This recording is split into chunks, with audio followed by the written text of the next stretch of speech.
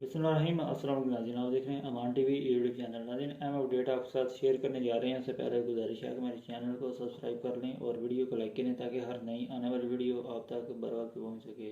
नाज़रीन, आपसे कुछ देर कबल मकामी सहाफ़ियों की जानिब से इस बात को क्लेम किया जा रहा है, कन्फर्म किया जा रहा है कि गुजरात के हल्का ने 65 से मुस्लिम लीग नून की टिकट चौधरी नसीर अब्बास सिद्धू की जो है वो कन्फर्म हो गई है, जबकि हल्का पीपी 33 लाला मूसा से चौधरी तनवीर अहमद कोटला की जो टिकट है मुस्लिम लीग नून की वो कन्फर्म हो चुकी है। इस बात को क्लेम किया जा रहा है मकामी सहाफ़ियों की जानिब से सोशल मीडिया पर, जबकि पार्टी की जानिब से किसी किस्म का जो नोटिफिकेशन अभी तक वो सामने नहीं आया।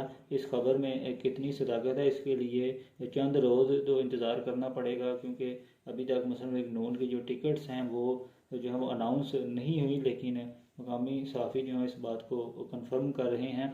मज़ीद अपडेट्स के लिए देखते रहें अवान टीवी।